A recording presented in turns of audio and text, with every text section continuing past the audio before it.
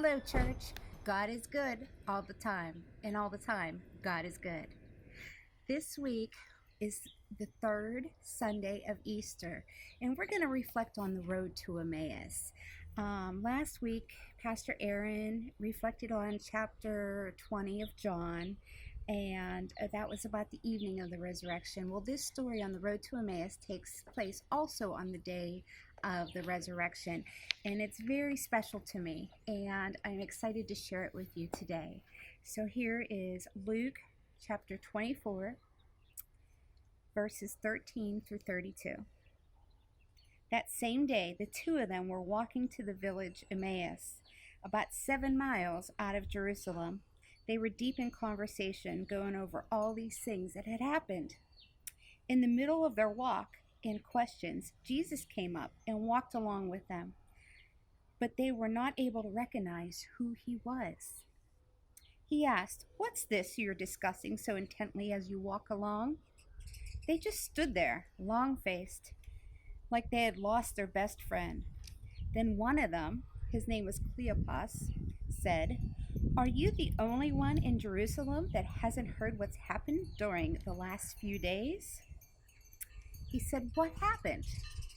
They said, "The things that happened to Jesus of Nazareth.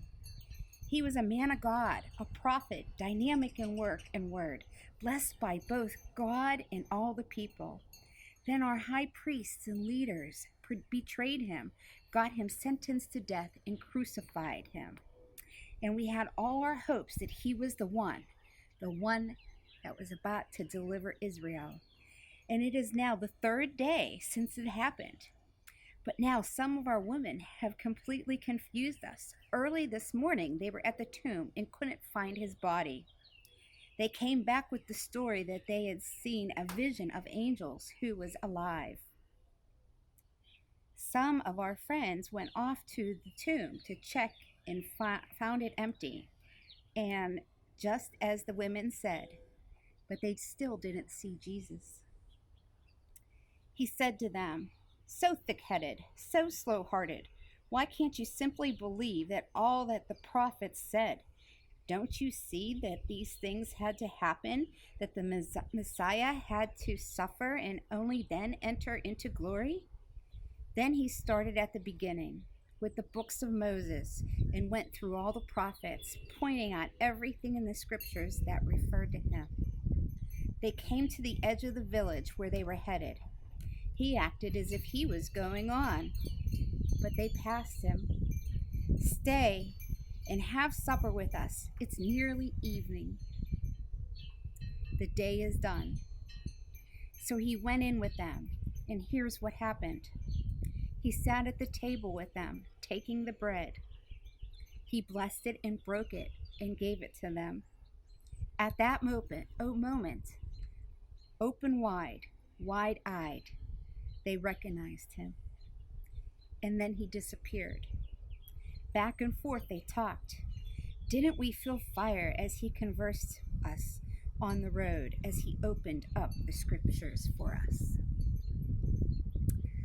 Well, Hot Metal, my most profound experience with faith has been in community and breaking bread with one another. God has certainly led me through lots of different paths, leading me to Hot Metal. When I got to Hot Metal, I was broken. I was a sinner. I was living in sadness. But just as Cleopas and his friend welcomed Jesus in that night, Hot Metal welcomed me in, gave me food, broke bread with me, got to know me.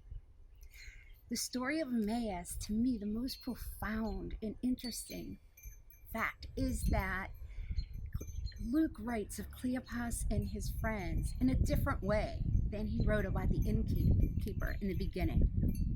The innkeeper said there was no room for Jesus and just left him outside in the cold.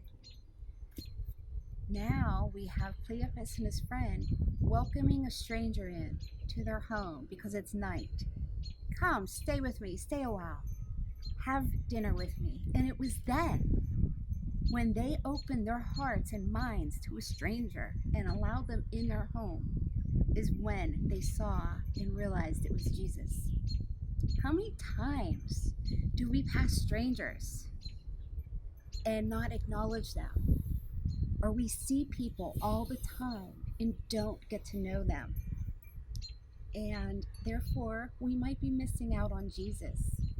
During this pandemic, it is so hard to be able to just open up your doors to anyone because we're not allowed to. But what ways can we find during this pandemic to open up our hearts to others? Maybe through Facebook, you might be friends with someone on Facebook that you just casually see. Maybe this is the time you can strike up a conversation and get to know them. It is through community and breaking bread that we are able to live and see Jesus. I challenge you this week to do that. Find someone to talk to that you've never spoken to before. And feel the fire burning in you, just as Cleopas' friend did, as you're learning about someone new. Thank you, and be blessed.